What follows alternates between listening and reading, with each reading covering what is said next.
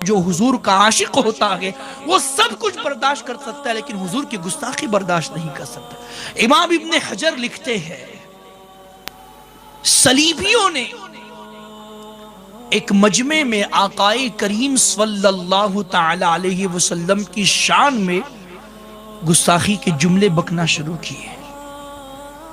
بلکہ ان کا ایک پادری خطاب کے لیے کھڑا ہوا اور دوران خطاب آقائے کریم صلی اللہ علیہ وسلم کی شان میں توہین کرنے لگا، گستاخی کرنے لگا۔ توجہ، قریب میں ایک شکاری کتا بندھا ہوا تھا۔ جب حضور سید عالم صلی اللہ علیہ وسلم کی گستاخی کرتے ہوئے اس پادری کو کتا سنتا ہے تو غیرت جوش میں آتی ہے، جھپٹ کر کوشش کر کے طاقت لگا کر اپنی زنجیر کو توڑتا ہے، رسی کو توڑتا ہے جس سے وہ بندھا ہوا تھا، اور آگے بڑھ کر جھپٹ کر اس پادری کو کاٹنے کی کوشش کرتا ہے، لیکن کچھ لوگ مل کر اس کتے پر قابو پاتے ہیں اور اس کو دوبارہ پھر باندھ لیتے ہیں۔ کسی نے کہا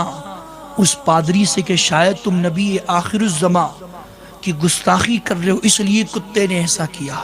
تو وہ کہتا نہیں ایسی بات نہیں، یہ کتا بڑا خوددار ہے، میں یوں اس طریقے سے بات کر رہا تھا ہاتھ کا اشارہ کر کے، تو شاید اس کو یوں محسوس ہوا کہ میں اس کو مارنے کے لیے کہہ رہا ہوں،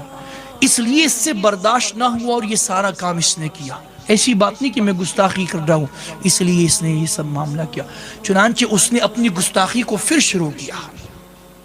حضور کی شان میں بے ادبی کے جملے پھر بکنے شروع کیا۔ اللہ اللہ، وہ کتا ضرور تھا لیکن آج کے انسانوں کی طرح بے غیرت نہیں تھا۔ کتے نے پھر کوشش کی، رسی کو توڑ کر اس پادری پر، اس گستاخ پر یوں لگائی کہ اس کی گردن کو اپنے منہ اور اپنے دانتوں سے یوں دبوچ لیا، یوں پکڑ دیا۔ لوگ کوشش کرتے رہے، اس کتے پر ڈنڈے برساتے رہے، کتے کو مارتے رہے تاکہ یہ کتا اپنے دانتوں کی پکڑ کو ڈھیلا کر دے اور اس آدمی کو، اس پادری کو چھوڑ دے اور اس کی جان بچ جائے، لیکن اللہ اللہ، وہ کتا ڈنڈے کھاتا رہا، وہ کتا مار کھاتا رہا، تکلیف برداشت کرتا رہا، لیکن اس وقت تک اس گستاخ کو نہیں چھوڑا جب تک کہ اس گستاخ کو موت کے گھاٹ نہ اتار دیا۔ گویا کتا بتا رہا ہے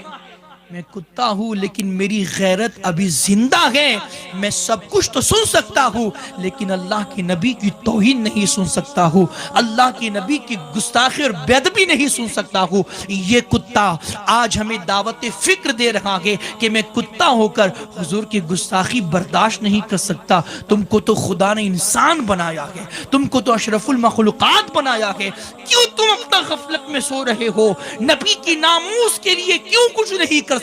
تمہاری نگاہوں کے سامنے حضور کی گستاخی کے کارٹون بنائے جا رہے ہیں، تمہاری نگاہوں کے سامنے حضور کی گستاخی پر فلمیں ریلیز کی جا رہی ہیں، مگر افسوس کی بات یہ ہے کہ کسی کو اس طرف کوئی فکر ہی نہیں ہے، کوئی اس طرف توجہ ہی نہیں دینا چاہتا۔